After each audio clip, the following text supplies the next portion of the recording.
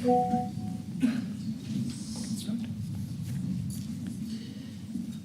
and welcome back to the Sanada room to discuss a most important issue that I have been asked in my 2 days here at the forum. Can India seize this moment? And this is in the backdrop of 2023, which was significant. India became the fastest growing backdrop of welcome back.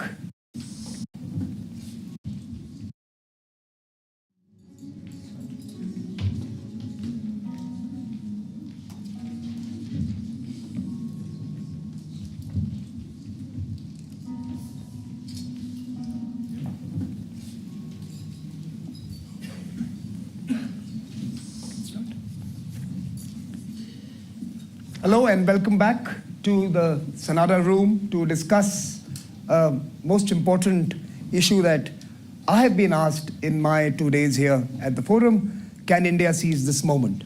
And this is in the backdrop of 2023, which was significant. India became the fastest growing large economy, or rather retained its status as the fastest growing large economy. It hosted a very successful G20 summit where it proposed a number of path-breaking new initiatives, economic initiatives on the digital sphere, on the gender domain, an energy alliance, and of course a number of other plethora of ideas for all of us to benefit from.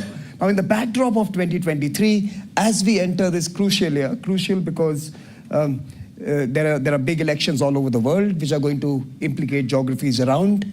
There is also the whole expectation around AI and new technologies and how they are going to implicate our lives. And of course, there's always pessimism from Europe on the future, which also infects all of us. So this is the room for celebrating progress. This is the room to discuss the India story. It is the bright spark. And to discuss this, we have 5 fantastic speakers. We have Minister Smriti Zubin Irani, in charge of women and child development in India and leading the Indian delegation here. We have Minister Hardeep Singh Puri, Minister for Petroleum and Natural Gas and Housing and Urban Affairs, Minister Ashwini Vaishnav, Minister for Railways and Communications, and of course Debjani Ghosh, who will bring in the software and the services element from India. She heads NASSCOM. And finally, the outsider and insider, James Quincy, who's going to make this conversation honest. So while we will have 4 of them celebrating India, he's going to probably problematize India. So I'm going to depend on you, James, to do that. But let me start with Minister Puri. Minister Puri, urban affairs and energy, 2 of the most important bellwethers to ascertain health of an economy. From where you sit, how do you assess the India moment? You started by introducing a celebratory note in your introductory remarks. I endorse that. Much of what I've seen in Davos in the last three and a half days or so, and I've seen many of my friends who have been participating in literally hundreds of meetings, echoing that sentiment. Therefore, I don't want to do any semantic quibbling, but I'd say, can India seize the moment? Nahi. India has seized the moment. Why do I say that? I say that because you're not just transitioning from the 10th largest economy to the 5th largest economy. You're growing at 7.2% last 3 quarters, the coming quarter and the next year. All the forecasters and all those who make it their professional duty to assess evolving situations are pointing a good picture. I don't like using words like bright spot, but that is, subjective. But let me give you some hard statistics on the energy front. Some of you may be surprised, but 60 million people go to the petrol bunk or the retail outlet every morning to fill up. These are 2-wheelers, 3-wheelers, 4-wheelers. We consume 5 million barrels of crude, which our refiners use to refine, produce petrol, diesel, and whatever. During the last few years where the global uncertainties, and I'm choosing my words very carefully, have required some navigation, the government of Prime Minister Modi has addressed all three challenges: availability, there was no shortage at any point of time, anywhere. Affordability, India, and perhaps along with Japan, has had a situation where in the last 2 years, prices at the bunk have actually come down, whilst global prices were escalating. But my real, and I say this with a great degree of humility, we have not allowed this appetite and hunger for more energy. You're consuming 5 million barrels, your consumption is 3 times the global average. In the next 20 years, a quarter, 25% of the global demand is going to come from India, more than all the developed countries, because it's a country, $4 trillion economy with a lot of appetite because a young population, more consumption. And yet the commitment to sustainability, green energy has not been diluted a bit. We were blending 1.4 or 1.5% of our fuel with biofuels in 2014. When the Prime Minister assumed responsibility, we are already blending 12% today. When the announcement was made in April 2023 that we were going to go into E20 or 20% blended fuel, we are already retailing E20 at 9,300 or so bunks. Our target for 20% blending, which was for 2030, we brought forward to 2025. Samir, submission I make to you is whether it's biofuels or green hydrogen, the India story stands out. And on green hydrogen, just to fast forward, what is really happening is that you require clean solar energy, and you must demonstrate that you can do it economically, and you need electrolyzers. We've already demonstrated that we can produce solar energy, bringing the cost of production down from 25 cents to 3 cents. An electrolyzer, every possible manufacturer in the world is in India. I think the 5 million metric tons per annum target by 2030 is grossly underestimated. We will do more. Why? And I'm going to conclude this part of my presentation. Because for the simple reason, green hydrogen, or for that matter, any gas does not lend itself to transportation. You can manufacture and export green ammonia, but green hydrogen will succeed in countries where there is a local demand, there's local production, and there is local consumption. And India stands out. I fast forward 2 minutes, half a minute to housing, or do you want me to come back to on that later? Very quick, a snapshot of housing. All right, very quickly, what we've done on the urban side, electricity in every village, water, clean water in every tap. But I'll give you one figure and conclude. There was an estimate by a global consulting firm, I'll name it if you need to. They said between 2020 and 2030, India will be building between 700 and 900 million square meters of urban space every year, which is the equivalent of a Chicago. So you'll be adding a Chicago every year? Well, that is what is being done. Don't bring the gangsters with them. Okay. Let me turn to Minister Ashwini Vaishnav. Minister Vaishnav, those are numbers. India is consuming green energy. India is growing in a manner that's in many ways reflected by its growth of cities as well as its appetite for fuel. 7.2% growth. What are the undergirdings of this growth that make this sustainable, that make this a moment that might outlast previous promises that we may have made a decade ago? You know, George Bush bet on India in 2002, and God bless his soul, it was 20 years hence that we are actually living that moment. So what is different about the growth now, the structural changes, the undergirdings that we are working on? The last decade has seen a significant structural shift in India's economy. This is basically underpinned by 4 major pillars. The first important pillar is to improve productivity, to improve efficiency in the economy.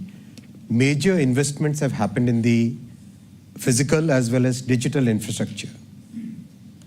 If you look at the investments made in infrastructure, from a base of about $30 billion, in this fiscal year, India is investing $120 billion in infrastructure. That has multiple impacts. The impact on productivity is very good. The impact on overall economic activity is a multiplier of 3.6. So you invest $100, the economic activity is actually of $360. The positivity it brings in close to 240 industries, the steel industry, cement industry, construction machinery, paint industry, lighting industry, cable industry, practically every major industry in any economy is getting a boost because of the physical infrastructure. On the digital side, in the last 10 years, from something around 600,000 towers, telecom towers, we have reached something like 2.4 million telecom towers. More than 600,000 kilometers of optical fiber cable has been laid. A completely digital public infrastructure which does practically every transaction, whether it is payment, digital insurance, digital credit, digital document verification. It's a very, very good structure which has been put in place. So major investments in physical and digital infrastructure. The second big structural thing which has happened is the entire growth under Prime Minister Narendra Modi ji is a growth which is very inclusive. He has always kept the people at the bottom of the pyramid as the focus of his growth story. I'll give a few numbers. In the last decade, 510 million bank accounts have been opened. 510 million bank accounts. Please absorb that number. That's the number of people who have been brought into the financial system, into the formal financial system. If you look at the number of houses constructed, 40 million houses constructed for rural and urban poor. That's like completely changing the landscape of a size of a continent. Look at the number of tap water connections, gas connections, 110 million gas connections given. So change the entire cooking habits from wood-based to gas-based.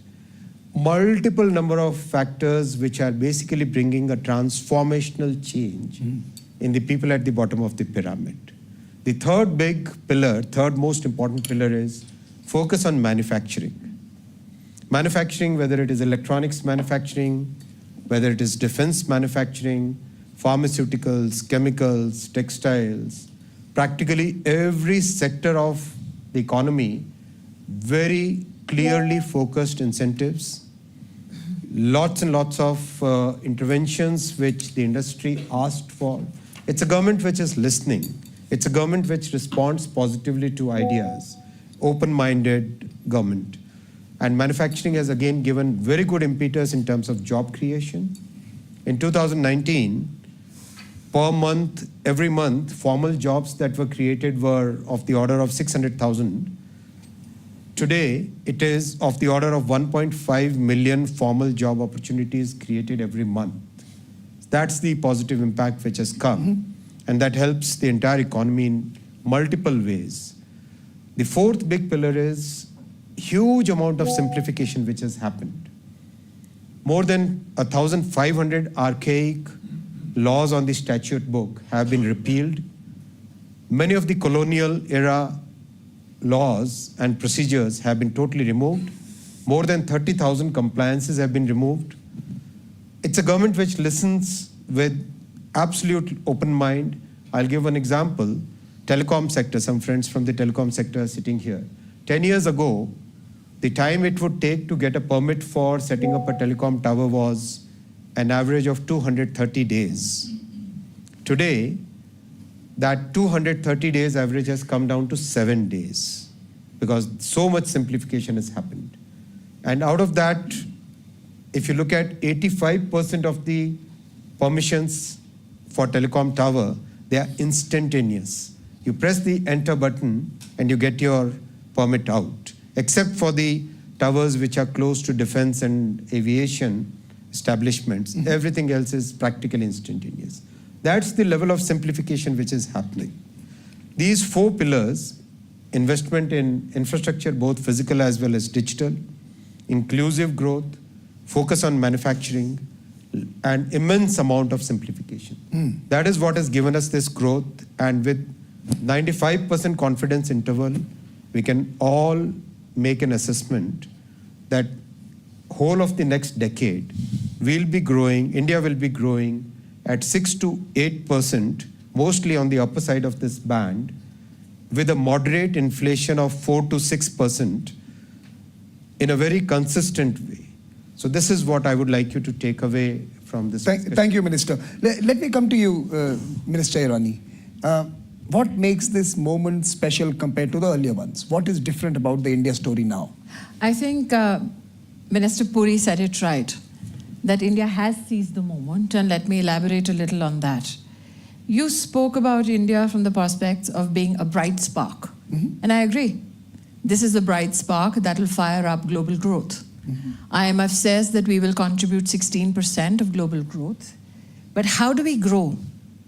If you look at internationalization of our engagement, with India at the center, we have seen in the G20 presidency, inclusion not only of gender becoming mainstream, but also the African Union now finding a voice. If you look at BRICS, there is an expanded engagement, which is over 46% of the world's population. India has emerged, as Minister External Affairs Jaishankar says very proudly, the voice of the global South. But today we become a reflected voice of 85% of the global growth story. Now, while we speak about the internationalization of our capacities and our engagements, as Minister Vaishnav says, and predictions about how we see the fiscal future of India, let me take you back a decade ago, where there have been moments consistently of 14 to 16 months of double-digit inflation. So when we talk about today inflation, India is doing much better. However, we are doing it in the shadow and as an aftermath of the pandemic, which shows Prime Minister Modi's not only fiscal prudence, but also fiscal discipline, because I think India has grown in terms of business and opportunities, found new opportunities, reformed its structures. Apart from the obsolete laws that Minister Vaishnav spoke of, 1,000+ obsolete laws taken out of the system, but